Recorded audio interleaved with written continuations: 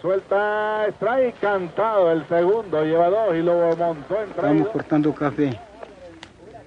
Y allí engañados los capturaron, los tomaron por asalto y engañados al mismo tiempo, diciéndome que eran los compas, siendo la contra. El marcador, 1 para el Frente Sur, 0 para el equipo Cachorros de la Segovia. Manolo Cuadra, 1987. Aquí no se rinde nadie. Ellos sabían que decían que ya los habían victimado, pero como de suerte no los acecharan, pues llenos de regocijo los juntamos con todas las familias que habíamos venido con vida, llenos de alegría, todititos. Hasta hicimos una parranda de gran placer, como quien se va a casar o como quien se muere y se hacen todos los gastos, ahí en esa forma.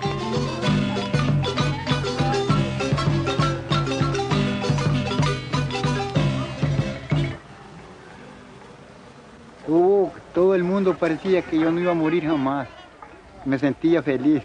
Ya cuando yo llegué a mi lugar, en medio de todos los compas que por lo menos pues le prestan apoyo a uno, los mismos nuestros.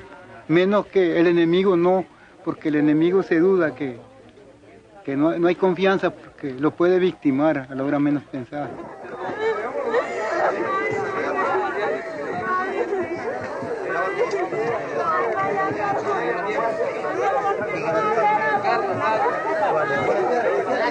We believe that democracy deserves as much support in Nicaragua as it has received in El Salvador.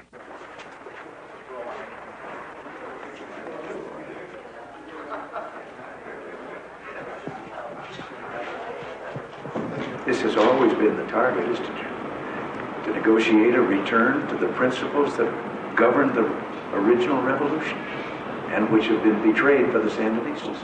Nicaragua, sí, está siendo crucificada, está siendo martirizada por mantenerse firme en su empeño de hacer una sociedad más justa. What ought the United States to do about the Sandinistas is to exert every ounce of imagination and power that it has to further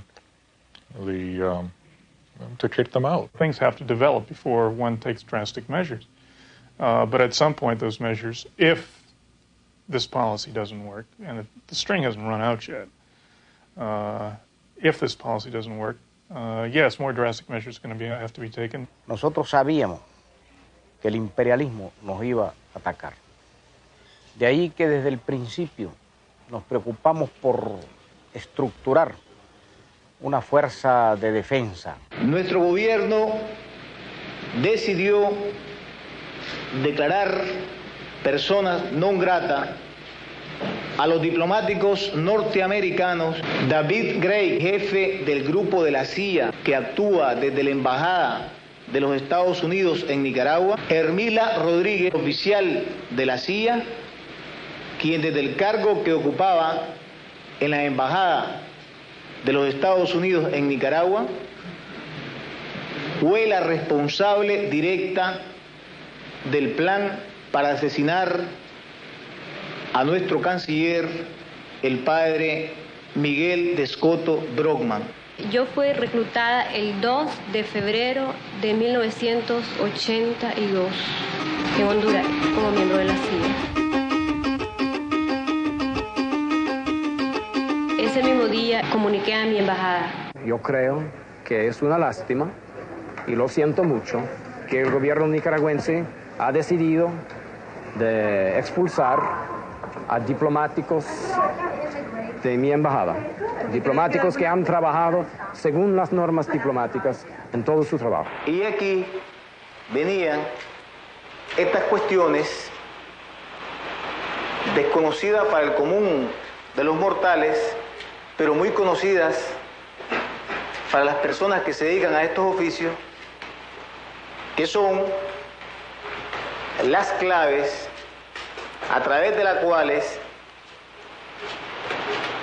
la compañera descifraba los mensajes que le eran enviados y recibidos en este radioreceptor. Mensaje número 4, punto. El 4 de este mes a las 7 de la mañana debes dirigirte del restaurante Aragón 2 cuadras abajo. Ahí hay un poste amarillo de madera y al lado, en un cubo viejo, un paquete conteniendo la botella de vino que te habló Bobby. Como ustedes ven, es una botella pues, de este licor, su correspondiente caja. En ese momento le dije, yo eliminar a un padre, eso nunca. Me exalté, en eso sí no lo haría. Inmediatamente y Baby me aclara que no se trata de asesinarlo, sino que se trata de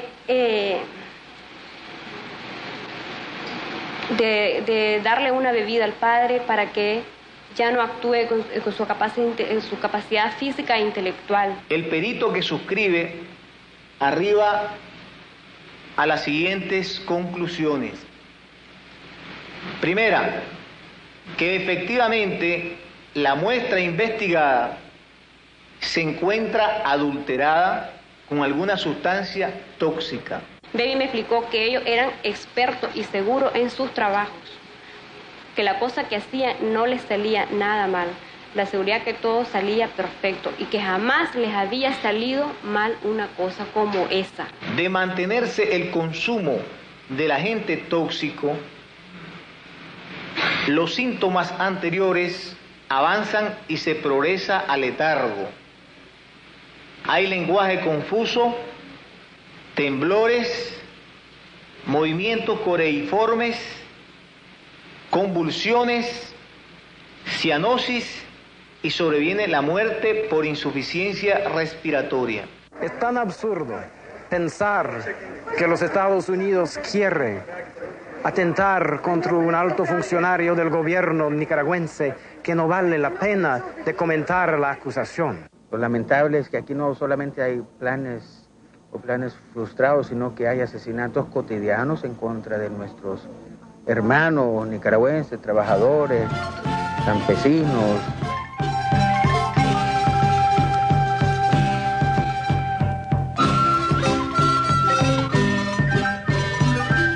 La Embajada Americana dijo hoy que las acusaciones del gobierno sandinista en torno a la expulsión de los 3 funcionarios es absurda. ¿Qué comentario le merece? Bueno, nosotros nos concretamos a las pruebas aquí presentadas y yo quisiera que ese funcionario, si este funcionario, ¿verdad? Si es absurdo lo que hemos dicho, probara ese licor que está ahí.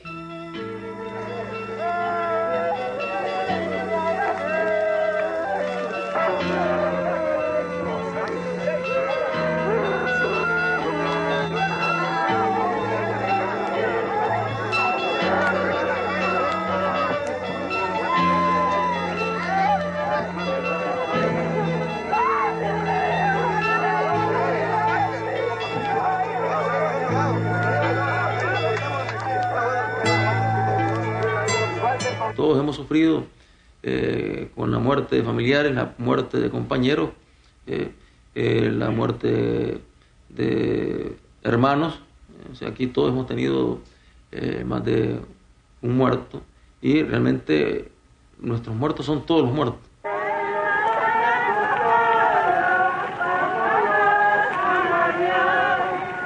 Mis pensamientos son de seguir de frente defendiendo nuestra patria, nunca ser ni rajarme jamás. Esos son mis pensamientos y mi idea, como lo hizo el comandante Carlos Fonseca, defender su patria, y así esa misma idea llevo. La participación del pueblo en la defensa, eso ha sido lo fundamental. Sin el pueblo participando en la defensa, entonces la revolución ya hubiese sido derrotada. Ahora la lucha es contra la CIA, que tiene muchos medios. ¿De qué serviría este batallón sin armas? Debemos estar dispuestos a pelear cuando no tengamos armas, incluso con piedras. Pero si podemos tener armas, ¿por qué no vamos a pelear con armas? ¿Por qué no vamos a pelear con tanques? ¿Por qué no vamos a pelear con cañones? ¡Solo ejército! ¡Un solo ejército! ¡Un solo ejército! ¡Un solo ejército! ¡Todas las almas al pueblo! ¡Todas las almas al pueblo! ¡Todas las pero como el pueblo ha hecho suya la revolución, defiende la revolución, él hizo la revolución. Entonces, todos los planes que han hecho los Estados Unidos con las fuerzas mercenarias para tratar de liberar ciudades, ocupar ciudades y liberarlas, pues, como llaman ellos entre comillas, ¿no? Esos han fracasado. Una vez que llegó al gobierno el presidente Reagan, se les empezó a organizar y los ex guardias nacionales empezaron a estructurarse. En el año 80, algún grupo de nicaragüenses empezamos a reunirnos aquí en la ciudad de Miami y estábamos muy preocupados con el rumbo de la revolución de Nicaragua. El movimiento político-militar de Fuerza Democrática Nicaragüense fue fundado por algunos oficiales de la desaparecida Guardia Nacional, ¿no? Estos oficiales eran patrocinados por la agencia de inteligencia americana. Nos hospedamos en el Hotel Holiday Inn de las afueras de Washington. Estando en este hotel, los chamorros recibieron una llamada del dueño del periódico Diario Las Américas, que era el principal conecte entre el general Enders y él. Ellos incluso actuaron como un vendedor de un proyecto, prometiendo más de lo que posteriormente vimos que podían ofrecer. Al siguiente día salieron muy de mañana, después de haber recibido una llamada telefónica, y se llegaron a reunir con dicha persona. No ignoro el lugar, por habernos dejado a Juan Zavala y a mí en el hotel. Trabajamos, operamos como una organización tipo negocio. Al siguiente día llegaron David Estatagen y el Chicano Cardenal al hotel donde estábamos, a la siguiente habitación, y dijeron de que era necesario que tenían que reunirse con asesores del presidente Ronald Reagan. Sus afirmaciones eran de que sí, que nos iban a respaldar y de que el presidente de los Estados Unidos y el Congreso de los Estados Unidos, ellos iban a poder controlarlo, pues iban a poder manejarlo o presentar las cosas en una forma que iban a poder garantizarnos los fondos necesarios y adecuados para nuestra misión, que nunca se discutió que fuera otra, sino la de votar al gobierno de Managua. La CIA contrató un grupo de mercenarios argentinos, agentes de la CIA, que fueron los primeros especialistas que tuvieron las agrupaciones contrarrevolucionarias, originados en el ejército argentino. Este proceso de rápido y franco crecimiento se debe principalmente al aporte de un capital extraordinario por parte de los Estados Unidos. Este Estado Mayor Unificado lo componen un representante de la CIA llamado Mike, ¿no?, de nacionalidad norteamericana. Esta persona es el enlace entre la CIA y el Estado Mayor de FDN. Un representante argentino conocido como el coronel Osvaldo. Un representante de Fuerza Democrática Nicaragüense que es el ex mayor GN Emilio Echaverri, conocido como Fierro. Y por parte de las Fuerzas Armadas hondureñas se encuentra el general Gustavo Álvarez Martínez. Los Estados Unidos era una parte que ponía el dinero inicialmente, había una parte que eran los argentinos que ponían unos entrenadores y el gobierno hondureño que ponían el territorio.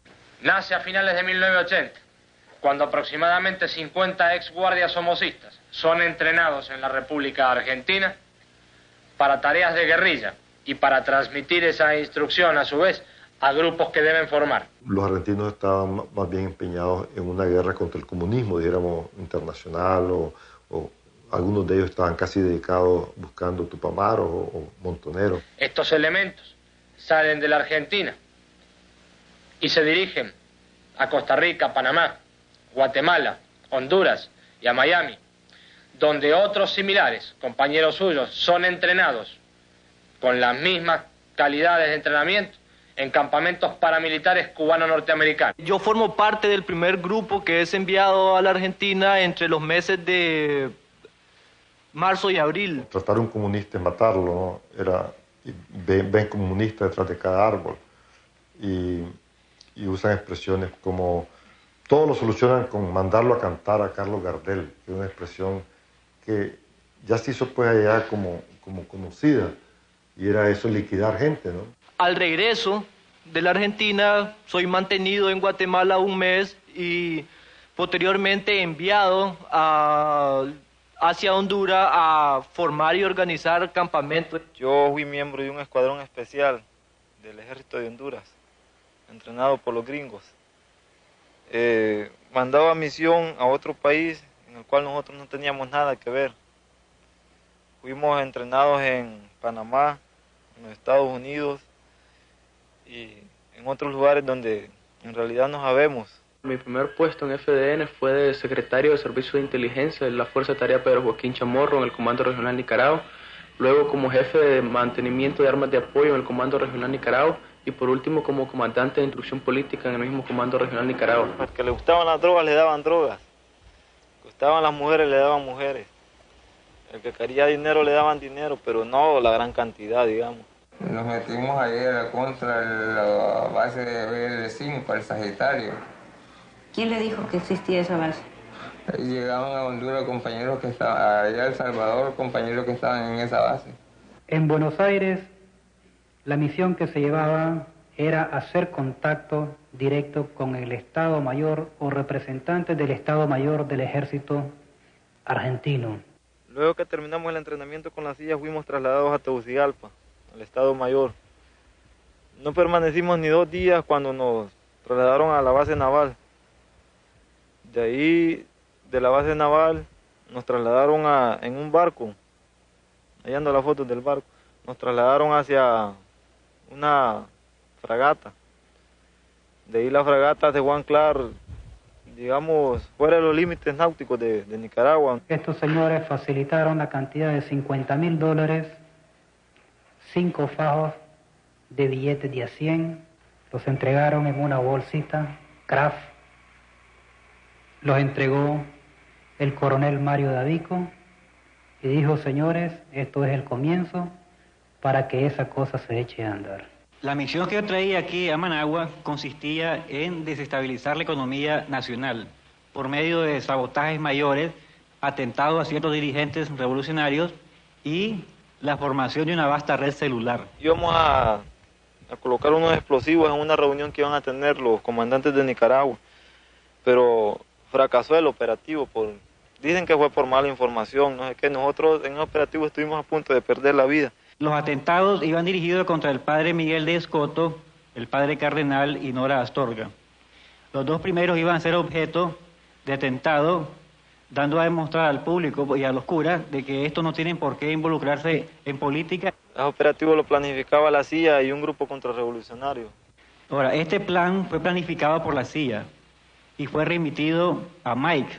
Mike es de nacionalidad nacionalidad norteamericana y oficial de la CIA. Ya en ese momento, hace un año atrás, convinimos en que para lograr condiciones de operación de la contrarrevolución en Costa Rica era necesario ejercer sobre el futuro presidente Monge una serie de presiones económicas que garantizaran la aceptación de Costa Rica de brindar condiciones para las operaciones que cité antes. Recibí una llamada telefónica que tenía que presentarme de inmediato al consulado de El Salvador en San José, Costa Rica. Me dirigí al consulado y en ese consulado estaba Eduardo Ávila, agregado militar de El Salvador en San José, Costa Rica. En ese momento se dijo de que era necesario montar una actividad que los chamorros ya tenían planificado, que era, primero, efectuar sabotaje a la Cementera Nacional. Segundo, sabotaje hacia la refinería. Y tercero, atentados personales. Tomé contacto en su oportunidad en Costa Rica también con William Baltodano. En ese momento, no solo William Baltodano me refirió la compra de los explosivos y la fecha de entrada a Nicaragua desde Honduras para el criminal atentado de volar la refinería que iba a perpetrar. Vicente Rapacholi me envió a Tegucigalpa y me dijo que a mi llegada tenía que comunicarme de inmediato con el capitán Alexander Hernández, jefe de inteligencia militar del ejército hondureño. A finales de enero de 1983 fui enviado a la base operacional Pino como consejero del comandante suicida. En dicha base mi función era más que todo planificar operaciones militares para la toma de Jalapa.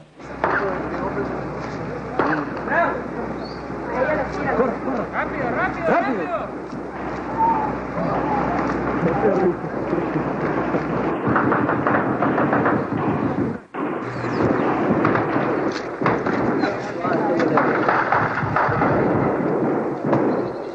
Tenemos una mural alta y tenemos que matar a todos los malditos perros que andan ahí, porque nosotros no podemos decir que la revolución sea caída, pues, ya. Los malditos lo están haciendo verga, pero nosotros le estamos respondiendo aquí con el Poder Popular Sandinista. Fui mayor en la Fuerza Aérea Somocista. En la actualidad me desempeñaba como segundo comandante de la Fuerza Aérea de la organización FDN. La base del Aguacate es el centro de apoyo logístico de Fuerza Democrática Nicaragüense. El material de los barcos se desembarca en Puerto Castilla y se lleva hacia el Aguacate. De allí se suministra hacia antes el centro de suministros Quinta Escuela y de allí se entregaba a cada una de las bases. Fui abordado por una llamada telefónica del señor Aristóteles o Aristides Sánchez en Miami, proponiéndome de que si quería entrar al FDN. Estuve viviendo en esa misma casa o jefatura de Estado Mayor del FDN por cierto periodo de tiempo, en el cual tuve la oportunidad de conocer a elementos norteamericanos pertenecientes a la CIA. Allí se encuentran dos señores norteamericanos nuevamente. Volvemos. Un señor apellido Mayor West. También un mayor de nombre West, que era de las Fuerzas Especiales, lo mismo, paracaidista. Estuvo en Tailandia, Camboya, Vietnam, y era el comandante de la base donde nosotros hacíamos de donde partíamos a hacer los reabastecimientos aéreos hacia Nicaragua. La primera misión que me dieron fue ir a abastecer a Mike Lima. Tenemos por bestias, mulas, pues, tenemos por agua, no solamente el abastecimiento aéreo, como se dice. Los primeros que votaron fueron 7 bultos, pues, más de 30.000 cartuchos de FAL y más de 600 granadas de M79. Allí se encuentran supuestamente los dos C-47 con los que teníamos, ahora uno con el que me derribaron. Hace 3 días vino el avión, pues, inmediatamente pues botó las cargas en paracaídas y ahí nomás le pegamos el golpe al avión y fue a caer como unos 4 kilómetros adelante de donde estábamos. En las bases supervisan, vigilan y también asesoran e imparten cursos de cursos militares avanzados como operaciones militares, acción psicológica, cursos de balística y usos de misiles SAM-7. Al siguiente día nos llevaron al aeropuerto de Tomocontiño, donde encontramos al diablo. Entonces ellos dijeron que íbamos para Roatán a pasar el curso marino que nos habían prometido y que nos subiéramos cerca de un helicóptero que había ahí. Ahí estuvimos, ahí no platicamos nada más con él, subieron el helicóptero, nos dijeron que nos montáramos. Nos montamos y fuimos a aterrizar a una base que dicen el Aguacate. Fuimos a revivir otro curso a una isla y nos llevaron y nos metieron de noche y nunca supimos de dónde andábamos ni nada.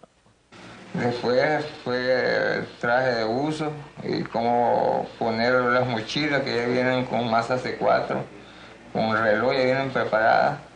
para detonaciones. Cuando ya tuvimos los conocimientos suficientes, nos hablaron a nosotros sobre la misión de nosotros, que era de sabotear puertos, refinerías, embarcaciones, puentes.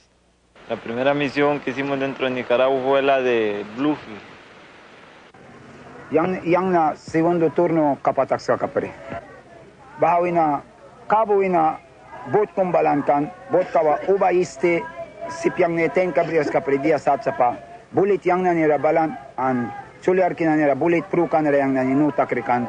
Dijeron que íbamos a participar en uno, nos enseñaron una foto. ¿De qué eran las fotos? Del puente Paso Caballo, del muelle de Corinto, donde estaban los tanques ahí.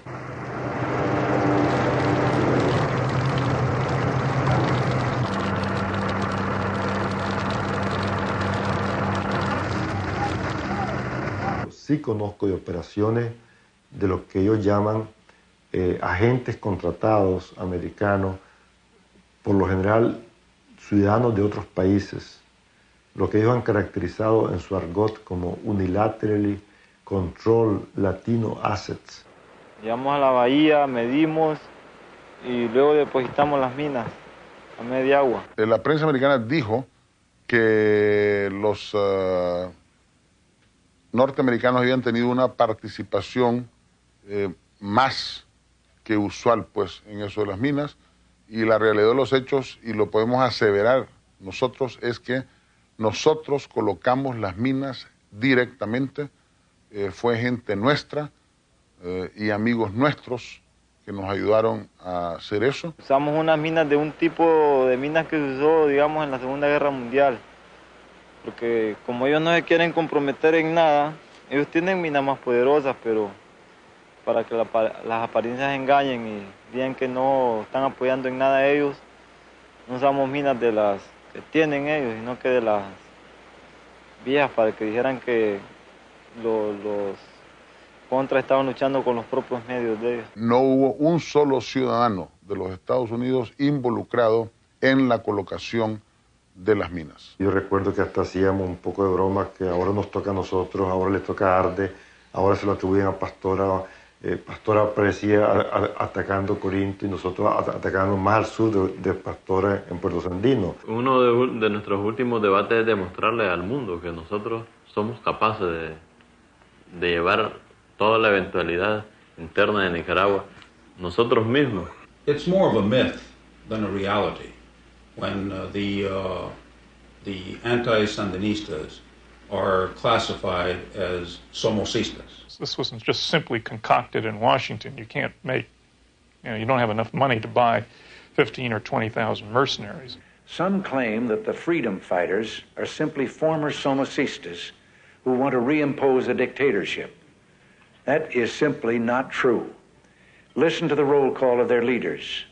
Adolfo Calero. Calero era un agente casi confeso de la CIA. Supuestamente era el que coordinaba los grupos de informantes y de gente que él infiltraba. Enrique Bermúdez fue coronel en el Ejército Nacional de Nicaragua.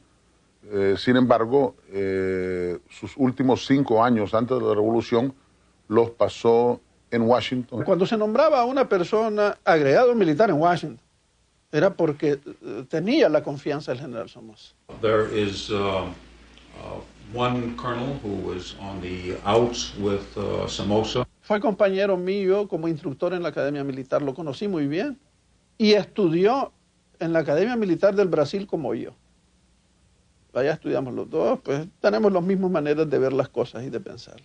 Eden Pastora, the famed Commander Zero, a hero of the anti-Somoza revolution. He tenido conocimiento de que ciertas personas han estado haciendo actividades que en este proceso revolucionario solo dañan a nuestra revolución. Primero él quiso ser de una manera muy subjetiva, casi ridícula, digamos, en el principal líder de la revolución. En este proceso revolucionario que tiene como único enemigo el imperialismo norteamericano, y estas personas, usando indebidamente mi nombre. Después él quiso ser el principal líder de la contrarrevolución. El pueblo se venía a donde mí, que era el que conocía hablando de libertad de prensa, al otro ni siquiera los conocía. Y me decía, ¿y la libertad de prensa? Es el caso típico del traidor, ¿no? Cuando no habían leyes que garantizaran el libre juego de los partidos políticos, el pueblo venía donde mí a reclamar. Él aquí fue muy popular, la gente lo quería mucho, pero él llegó en su deformación psicológica a pensar que la gente lo quería por él.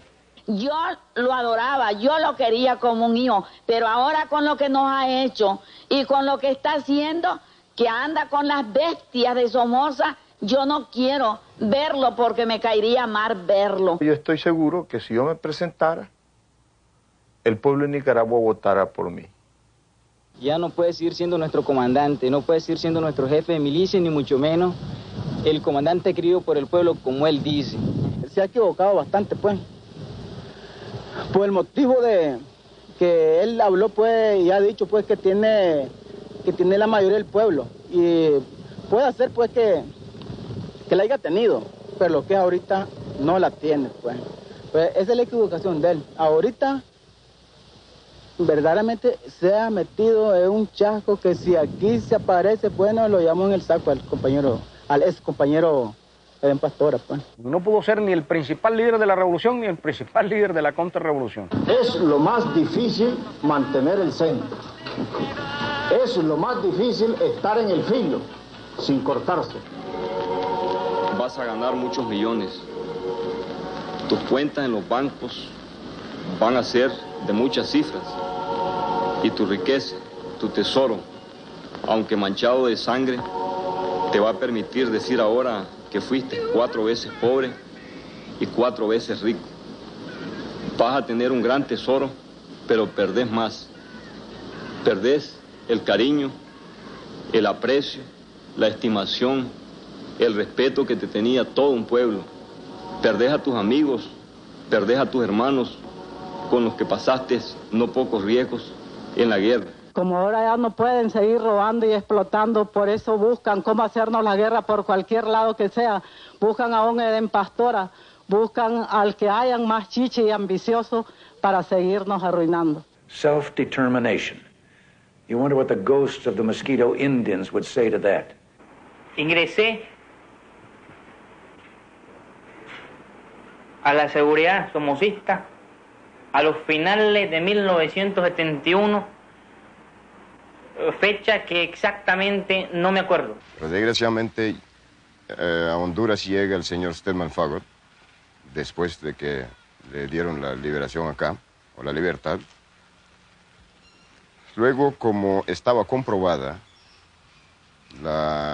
el vínculo con la OSN, o el órgano de seguridad somocista, claro, por supuesto, llegó a Honduras encontrándose con su misma gente. Pueblo nicaragüense, y aún más, con mucho mayor razón, la costa atlántica sabrá perdonarme, y con mucho mayor razón, los dirigentes de esta revolución sabrán perdonarme. Porque ya, claro, él estaba no solo como somocista, sino que desde en Nicaragua, antes de 79, ya era parte de la CIA. Yo creo que hasta tal vez hace poco ha sido la operación más exitosa, ¿no?, de que hayamos hecho, ya que nosotros en Fantasma es en el centro de Nicaragua, mejor dicho, en Jinotega Central, y cuando yo lancé ese ataque a esa población, barrí con todo. Porque ahí hubo una verdadera carnicería en Fantasma. Mi marido, siendo un hombre indefenso de bastante edad avanzada, de 56 años de edad, él cayó haciendo de un brazo un señor, pues, mejor dicho, mi marido, mi compañero, mi esposo, pues, mejor dicho, siendo impedido de un brazo, y tuvieron ellos el valor y la atrocidad de asesinarlo. Que aquello es desgarrador, verdaderamente, escuchar ahí el llanto, el dolor de la madre. Lo amarraron de las manos con la esposa y quebrándole los brazos para atrás, ¿verdad? La contrarrevolución lo agarró, quitándole los zapatos, y le pusieron plantillas de zapatos llenos de clavos. Le sacaron los ojos, Le bañonetearon la boca, tenía 42 bañonetazos por todo el cuerpo.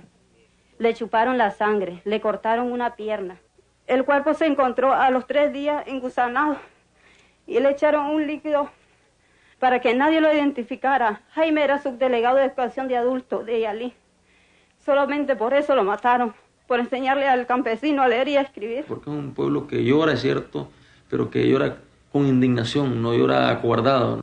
Por todo lo que le hicieron a mi hermano y todo lo que han hecho a nuestro héroe de Yalí, yo pido ante usted, como presidente de la República, se tome mano dura contra los que apoyan a la contrarrevolución. Y logramos destruir completamente a un ejército atrincherado. Ahí desbaratamos al batallón 3644 del ejército sandinista. El batallón ese fue cercado por nosotros y todos sus puntos de resistencia destruidos. Donde está esa calle ahí nomás hay 6 contras muertos todavía ahí, que inclusive no pueden ni acarrear sus mismos muertos. Ahí nomás donde ven ahí hay 6 contras todavía, que inclusive nosotros mismos vamos a ver cómo buscamos cómo darles una sepultura más decente para que vean ellos hasta dónde somos nosotros, el pueblo nicaragüense. Otra gente humilde ahí del pueblo demandando la libertad de gente humilde, campesinos que secuestrados por las fuerzas mercenarias fueron utilizados para atacar. Fui secuestrada por la contrarrevolución, fui llevada hasta Honduras, teniendo entrenamiento en el mismo lugar que le hice en Las Vegas. Después, allí a donde llegó un jefe, él me secuestró allí, llevándome en un helicóptero hasta un lugar conocido como Trojes, para traerme ya a territorio nicaragüense, donde ya fui puesta en un lugar que le dicen La Colonia, que me hicieron ya reo de ellos y que combatiera contra el Frente Sandinista. Toda la tragedia del pueblo víctima de la agresión, donde tanto el nicaragüense que está defendiendo su patria es víctima de la agresión, como el mismo nicaragüense que es utilizado como instrumento para agredir a su pueblo. Cuando una fuerza contrarrevolucionaria llega a una aldea, lo que hace que se lleva a todo el mundo, digamos, secuestra a todo el mundo, a los padres, a los hermanos, los hijos, y bueno, las mujeres jóvenes igualmente los muchachos jóvenes pasan a formar, desde ese momento pasan a ser un material de guerra, donde las muchachas jóvenes son violadas. Pues. Nosotros hemos abolido todo lo que se refiere a los libros actuales de milicia. Lo que me da entrenamiento era sentadilla, pechada y un chumpipi, brincar en unos palos, brincando pues. Los planes que ellos traían era atacar Yalí y Bulí. Se traían personas reclutadas de Nicaragua y se llevaban a las bases en territorio hondureño. Se les interrogaba y si alguien ponía alguna denuncia respecto a él o esta persona se caía en manos del S2 y era interrogada, siempre esta persona se golpeaba, aunque fuera campesino, aunque fuera un niño. Luego de que era golpeada era imposible volverse atrás, era imposible. Una vez que golpeaba a una persona se tiene que eliminar, porque una de las filosofías que tienen los encargados de seguridad es que el que se golpea jamás va a poder estar con uno y se tiene que eliminar. Se dan pues las situaciones de que quieren abandonar las filas contrarrevolucionarias y presentarse a las autoridades, entonces ellos toman medidas represivas. Entonces estas personas pasan a abonar la tierra, como le llaman allá, como le dicen en FDN, entonces son fusilados. Y lo mandan con gente que es súper criminal, pues, y si lo detectan en estos planes, entonces lo que hacen es asesinarlo. Los cementerios de FDN, por ejemplo, están el cementerio de la Comando Regional Nicaragua, que queda en las colinas de San José, en La Lodosa, departamento del Paraíso. Ahí por lo menos hay 40 muertos que fueron ejecutados por el Servicio de Inteligencia de la Fuerza de Tarea Pedro Joaquín Chamorro. Por ejemplo, el Comando Regional Nicaragua tiene 3 fuerzas de tarea. Ya podemos imaginarnos, si son a 40 por fuerza de tarea, habrían 120 muertos solo en ese sector. Y hablemos de los cementerios de dificultades, que allí son centenas. No tienen lástima que hay almas civiles, niños y ancianos. Ellos no respetan nada. Me levanté del susto en la madrugada. Entonces tiraron una bomba y cayó adentro de la casa. Y yo me tiré boca abajo. Y ahí donde me cayó y agarró a mis niños, Yarnel. Y entonces yo creí en realidad que era trueno. Y ahí nomasito sentimos, pues después del morterazo, sentimos que como que estaba cayendo lluvia. Pues entonces dije yo así entre sí, están cayendo granizos. Porque cuando caen los granizos en el zinc hacen una sonaraja. Pues. Claro, aquí al morterazo los charneles volaron y entonces caían en el zinc y se sentía como que estaba lloviendo. Se reunían los comandantes regionales y comandantes de fuerza de tarea. Y, digamos, Enrique Bermúdez y Adolfo Calero, y inclusive cuando estaban los miembros o asesores de la CIA ahí, decían ellos con relación a las cooperativas de que había que destruirlas, pues, y quemarlas, igualmente a los colectivos, pues, pero precisamente más quemar y destruir las cooperativas, porque dijeron de que una forma de contrarrestar, pues, sería esa, pues ya que, digamos, la revolución estaba penetrando de una forma social, digamos, una cuestión de socioeconómico, o sea, dándole bienestar a los campesinos, y que para contrarrestar eso e implantar el terror, digamos, Bermúdez y Calero dijeron de que había que destruir. El vehículo civil que se trasladaba de la entrada de Somotillo, ¿verdad?, trasladando de 15 a 18 mujeres fundamentalmente, ya los trasladaba hacia la comarca de Jiñocuao. Exactamente a esta altura donde nos encontramos fue donde activaron las 2 minas Claymore de fabricación norteamericana y trajo como consecuencia los 4 muertos inicialmente y los 9 heridos. Una vez capturaron unos niños de la zona de Dipilto, Jalapa, en el departamento de Nueva Segovia, en Nicaragua. Estos niños fueron llevados, niños de 14, 15, 16 años, fueron llevados al Comando Regional de Nicaragua. Como sus papás eran influenciados por el ejército sandinista a trabajar en hacer la defensa revolucionaria, no querían, le tenían miedo a la contra y no querían participar en la lucha. Fueron interrogados y fueron golpeados y fueron asesinados por la Fuerza de Tarea Nicaragua a cargo del servicio de inteligencia que estaba a cargo del comandante Cobra. Fueron asesinados estos niños todos en territorio hondureño y están enterrados en las colinas de San José, en Honduras. Por todititos los que estábamos, eran 7 compas. Una señora que le mataron aquí, le trozaron aquí, se perdió. El chaval lo sacaron del ojo, lo llevaron para Managua. Un muchachito destripado los piecitos. Y otro chavalito tirado aquí que quedó en Guadalajara también. Cuando ellos pues allí me capturaron, y entonces le digo yo, ya vamos a disparar, me dice, acostate ahí. Entonces le digo yo, déjenme sacar mis niños, déjenme sacar mis niños, que pobrecitos le van a morir allí. Es que no te podés, me dice, mover de aquí, mejor acostate. Después pues se hizo la balacera y los rock, ellos tiraban puro rock. Y entonces cuando di un rock y pegan los gritos los chavalitos, dijeron mi mamá la mataron. Y entonces yo ahí me estuve, atrás de ellos estaba yo acostado. Cuando ellos dieron la retirada, entonces yo me corrí. Me fui a un lugar allí del Campeón. Yo llegué pegando los gritos. Le dije, mataron a mi señor y a mis hijos. El trato, una vez que, digamos, son secuestrados, pues, si se destruye la cooperativa y ellos no logran escapar y son capturados, entonces, si ellos oponen resistencia, inclusive, pues, habían órdenes de Bermúdez y Calero de ejecutarlos. Al menos yo era comandante de instrucción política y de acción psicológica y no se me permitía interrogar psicológicamente a esas personas que eran capturadas, sino que simplemente se ordenaba su fusilamiento y yo no podía hacer nada. Entonces eso me obligó a separarme del FDN. Que se den cuenta que aquí estamos hombres decididos, dispuestos a morir por la defensa de nuestra revolución, por la defensa de la patria y la defensa de sus conquistas. Esta es una bestialidad, francamente, porque me sentía bien al estar aquí. Me siento desvalijada con lo que me han quitado a mi hija. Un crimen para nosotros, pues, porque nosotros no les hacemos nada a ellos y se pagan con nosotros y todos los que vivíamos ahí, pues. Cuando platicábamos de los riesgos que corríamos aquí, él siempre decía, si en algún lugar en Nicaragua voy a caer, ahí me voy a quedar. Entonces, como la vida de él va a seguir aquí, ¿no? En toda Centroamérica también, aquí se va a enterar.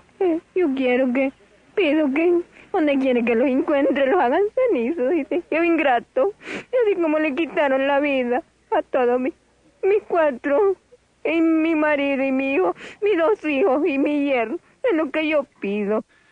You are the future of Central America. Today I give you my solemn pledge. I will not rest until freedom is given a fighting chance in Nicaragua. We'll spare no effort and give no ground in supporting the democratic resistance in Nicaragua. Until these men are successful in their freedom struggle, there will be no peace in Central America, and there will be no peace in our souls. So I thank you all again.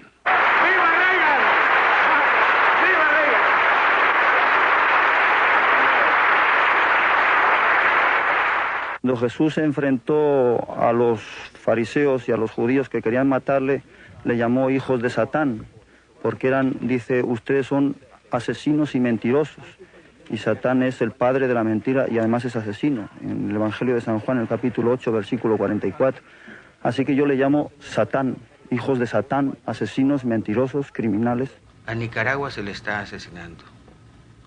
Sin embargo, yo digo y yo creo que el mal más grande es el que se le hace al pueblo americano, porque se le está haciendo cómplice del crimen. Some of you may know of Bayardo Santeliz. Bayardo Santeliz era un ex GN, era de la EBI. He is a 29-year-old Nicaraguan refugee and a former lay preacher of the Pentecostal Missionary Church in Nicaragua.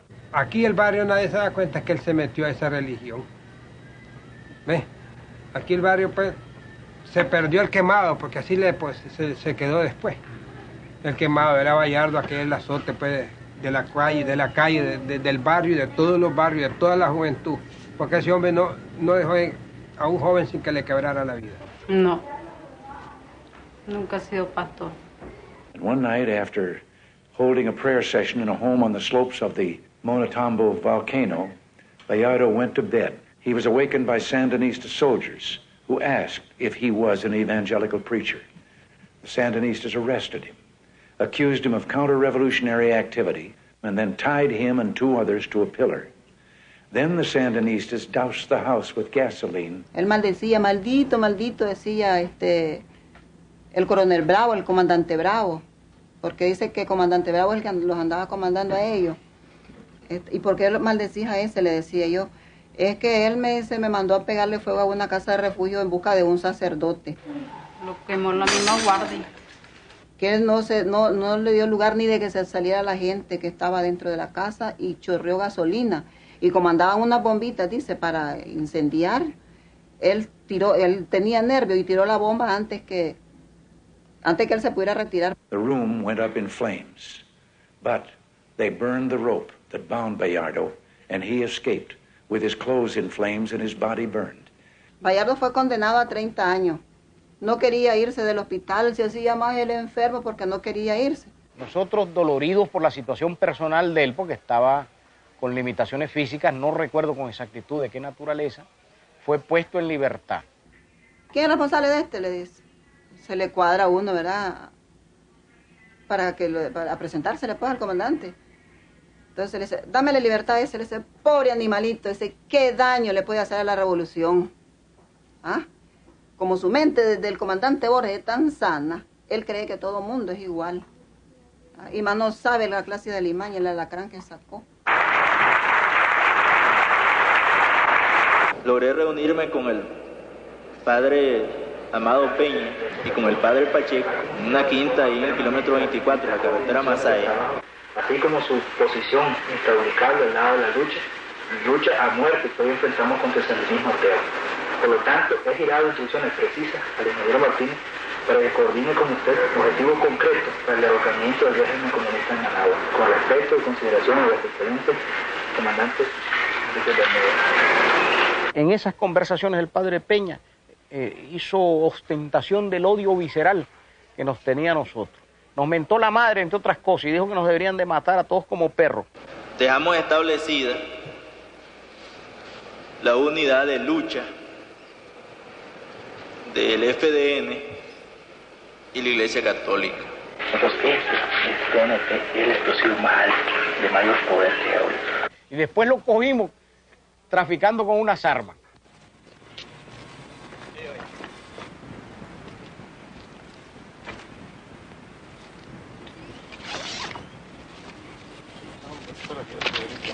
¿Qué traes? ¿Qué es? No, nada, ¿qué es? ¿Qué es? Eso me lo han dado allí que lo trajera por... ¿Quién se lo dio? ¿Ah? ¿Quién se lo dio? Por allá me lo dieron. ¿Quién? ¿Ah? Explíqueme, ¿qué cosa es esto? ¿Son granadas? Sí, no sé, mi hermano. ¿Son explosivos? ¿Qué anda haciendo No usted con sé, esto? mi hermano. ¿Ah? No sé realmente qué es. ¿Qué anda haciendo usted con esto? Te digo que no sé qué es. ¿Quién se lo dio? Ah, me lo dieron allí, que lo trajera. Cuando yo le presento a Monseñor Obando esas grabaciones, él se queda sorprendido, pero me dice que ese era un truco, que ese no era el padre Peña. Pero bueno, era gordo como el padre Peña. Tenía una cara igualita a la del padre Peña. La misma voz del padre Peña. Los mismos cachetes del padre Peña. Igualito al padre Peña. De tal manera que si hay alguien que pueda imitar a la perfección al padre Peña, ese debería de ganar el premio, el Oscar de Hollywood. Y el padre Peña ahora creo que lo mandaron a pasar un curso en Roma, no sé de qué cosa. Supongo que no es para traficar con armas. Desde que triunfó la revolución en Nicaragua, a la fecha, en Nicaragua no ha sido asesinado ni un solo sacerdote, ni un solo religioso. En cambio, en Centroamérica la lista es impresionante. Nosotros pensamos por convicción que efectivamente los principios cristianos no entran en contradicción con los principios revolucionarios.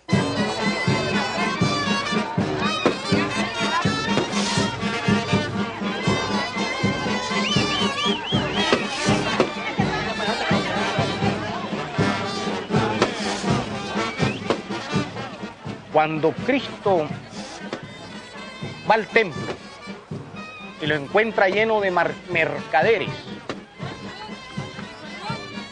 se posesiona de un látigo y expulsa a latigazos a los mercaderes del templo. Por eso muere nuestro pueblo, en defensa de este noble ideal. Eso es triste, pero también es un testimonio la muerte de nuestros héroes y mártires, que sirve como de luz en la oscuridad de un mundo que a veces parece que puede perder las esperanzas. La falta de moral de nuestros enemigos. Porque yo recuerdo que nosotros caímos en la cárcel, cuando los combatientes sandinistas caían en la cárcel y eran sujetos de torturas físicas y de maltrato. En general, los combatientes sandinistas guardaban silencio y no se amedrentaban. En los próximos 3 meses, pasado el periodo de ablandamiento, viene el proceso un poco más científico, más depurado, en donde están incorporadas todas las drogas alucinógenas, por una parte, y por otra parte, el tratamiento psicológico de ablandamiento que va dirigido fundamentalmente a desmoralizar. El revolucionario debe estar poseído por el amor y por la ternura. El revolucionario que no ama puede tal vez convertirse en un burócrata servidor de la revolución, pero no en un revolucionario. Pararon la tortura y me dijeron, bueno, mercenario, por fin vas a hablar. Entonces yo les dije que no. Entonces uno de los que estaba dirigiendo la tortura me golpeó la cara. Yo en ese momento estaba vendado, claro está. Y me dio un golpe en la cara, producto de la desesperación, que no soltaba nada aún. Y en ese golpe, momentáneamente, yo pude ver. Tiene que estremecerse con el dolor ajeno, tiene que conmoverse con los sentimientos más nobles del hombre. Y en el momento que yo los quedé viendo, ¿no? Uno que estaba distraído y uno que estaba atento, el que estaba atento le dice al que estaba distraído en inglés, hey, take care. Entonces el otro se puso atento y en ese momento sentí pues que me tiraron una toalla en la cara. No puede un revolucionario pasar a la orilla de una angustia y quedarse indiferente. Coronel en ese tiempo, Domingo Monterrosa, que estaba dirigiendo el proceso de tortura, hizo un comentario que era, si mal no recuerdo textualmente, decía, estos gringos son pendejos, son tontos. El Chocho, que es el patronímico nicaragüense allá en El Salvador, el Chocho ya los vio, ahora hay que matarlo. Es por esa época, en 1981, que también tomó contacto con el señor Richard Smith, funcionario de la Embajada Norteamericana en Nicaragua. Mira, mercenario, me dice, tenés 2 opciones, o te morís o vivís. Te vas a morir si seguís manteniendo tu negativa de colaborar con la democracia, o vivís si estás anuente a tratar. Vienen una serie de ofrecimientos, y entre esos ofrecimientos está el que yo hable en ese tiempo con Adolfo Calero Portocarrero, que se encontraba aquí, estamos hablando de mediados o finales de 1982, perdón, con el doctor Adolfo Calero Portocarrero, para que me consigan el puesto de jefe de seguridad en la Coca-Cola de Costa Rica, con un sueldo que oscilaba entre los $2,000 y $3,000. Nosotros no teníamos dinero, no teníamos prácticamente armas, éramos desconocidos, es decir, no teníamos prestigio político. No existían más que las condiciones propicias para el desarrollo de un movimiento revolucionario. Y entre las discusiones que manteníamos, sobresale una que a mí me llamó fuertemente la atención, y es cuando él comenzó a criticar a nuestro proceso, catalogándolo en una serie de diversas categorías para enmarcar dentro de cada una de ellas a diversos funcionarios y miembros de nuestro proceso revolucionario. Y decía, por ejemplo, de que lo que aquí existe en Nicaragua se llama mengalocracia, o sea, el poder de los mengalos, el poder de los seres inferiores, el poder de los no aristocráticos, como él se consideraba. Y este psicólogo era el que se encargaba de hacerme todos los ofrecimientos que la administración norteamericana, Reagan en este caso, y Alexander Haig, que en ese tiempo era el secretario de Estado, me hacían de manera directa. Pero que existía una serie de personas que se podrían calificar como quijotecratas, o sea, como aquellos que siguen un ideal irrealizable, o un ideal, como él me quería dar a entender, que se ha traicionado con la revolución, y que yo era uno de esos Quijotes, que la revolución tenía enemigos fuertes y poderosos dentro y fuera del país, y que se iba a derrumbar de un momento a otro con la ayuda del imperialismo norteamericano, se iba a derrumbar como un castillo de naipes. Este psicólogo fue el que me propuso el asilo político, la libertad, la oportunidad de vivir en los Estados Unidos. Él inclusive me propuso, o me regaló, así entre comillas, una cantidad, varios miles de dólares, que me lo puso en una mesita. Él me propuso y me llevó varias muchachas para hacer uso sexual de ellas. Me regaló un conjunto de ropa, zapatos, cigarros. Este psicólogo me dijo que si necesitaba vehículos, él me regaló 2 llaves de carro. Teníamos la moral revolucionaria, la fe en el pueblo, la convicción de que las virtudes del hombre son capaces de mover montañas. Y creo que eso fue lo fundamental. Es decir, la moral revolucionaria, la fe en las masas y la convicción de la victoria. La lógica del imperialismo es la lógica del esclavista. Para el esclavista es inaceptable que el esclavo pueda pensar siquiera en librarse. Por otro lado, que yo tenía 19 años de edad, y eso ellos lo estaban subestimando. Y por otro lado, ellos hicieron la prueba del famoso detector de mentiras, ¿no? En donde a mí me pusieron un aparatito como un electroencefalograma, le pusieron unos sensores en la rodilla, algunas otras cosas, supuestamente para medir las pulsaciones del corazón, las reacciones del cerebro. Y ellos me hacían preguntas, ¿no? Que me decían, ¿vos vas a hablar contra los sandinistas? Yo escuchaba la pregunta, ¿no? Pero yo me preguntaba a mí mismo que si un señor andaba pantalón azul, y sí andaba pantalón azul, entonces yo decía que sí.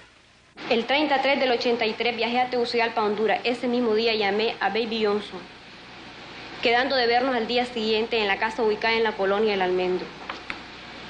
Baby me explicó que pronto se daría un paso importantísimo para lograr la liberación de Nicaragua y que yo jugaría un papel determinante, pero que también, por lo delicado de la situación, se hacía necesario nuevamente que pasara por la prueba del detector de mentiras. Me imagino que la compañera Marlene, su grado de conciencia es tal que le permite irse a ponerse en manos del enemigo a una prueba de esa, autoconvencida de que la va a pasar, no importa lo que sea, autoconvencida de que la va a pasar. Y yo creo que es fácil explicarlo.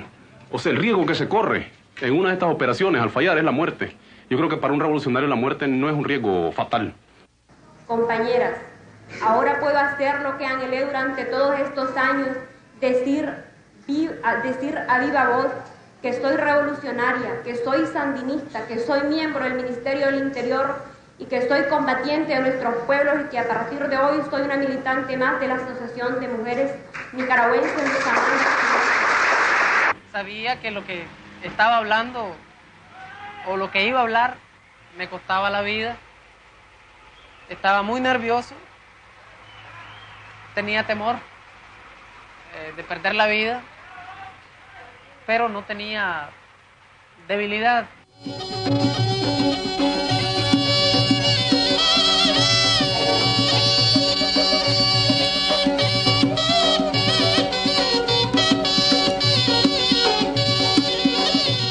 Es una situación que se dio en mí como respuesta a la obligación que como revolucionario y como nicaragüense tengo de dejar en claro las burdas y claras intenciones del imperialismo y el fascismo internacional por atacar la realidad de nuestro pueblo nicaragüense. Todo eso lo enmarco dentro del estricto sentido del deber cumplido. Todos sus desplazamientos en el orden internacional lo miden desde el punto de vista aritmético, cuantitativo. Entonces, suman hombres, suman soldados, suman experiencia, suman recursos técnicos militares. Lógicamente, que eso indicaría que los Estados Unidos son invencibles, pues.